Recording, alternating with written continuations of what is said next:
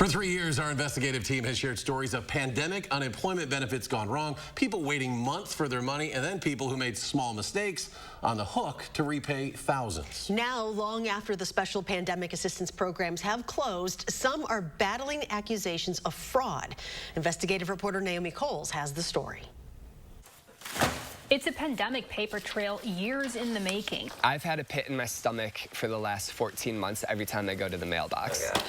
For Madison wedding photographers Jonny and Michelle Hoffner, the trail starts in 2020 when the world shut down. All steps are being taken. And a year's worth of weddings were canceled or postponed. 2020 was just kind of a wipeout. 6 figures in income cut by nearly 70%. So there were weddings where instead of it being a 12-hour package with the two of us, it's a 2-hour package with just me. It came back in crumbs, but as far as our income or our livelihood, it was completely knocked out. Like so many, they got help, federal loans and pandemic unemployment assistance.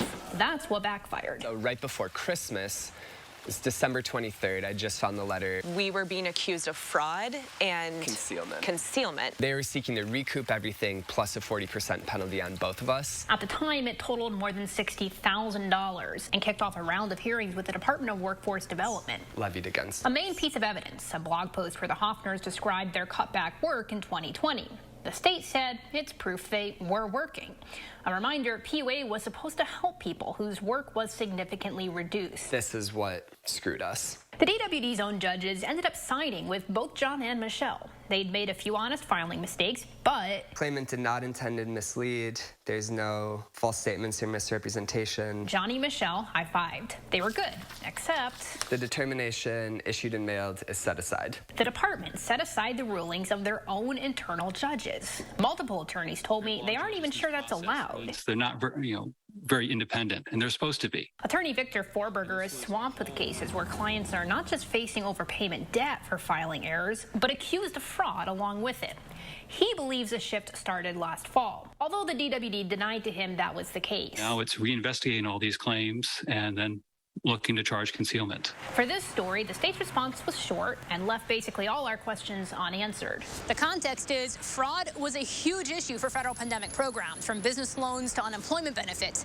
It's estimated that billions were stolen nationwide in cases that will take federal investigators years to track. We're going to find you. There were instructional YouTube videos, or people would Check the explain box right here. The problem is that there are so many of these cases. An alleged $250 million scheme involving your tax money for dollars. themselves. But in most of these cases, the people responsible are often part of massive crime rings or easy-to-spot individuals. That kind of identity theft, yeah, that's fraudulent. No one disputes that. But Forberger says what's now happening in Wisconsin's overpayment cases, it's different. The claim filing problems were so difficult, people are making mistakes because they don't understand what to do and how to fill out the information. Which leaves people like the Hoffners, who made honest mistakes, battling accusations of fraud and with it huge financial penalties. It seems like the state would much rather have had us go out of business.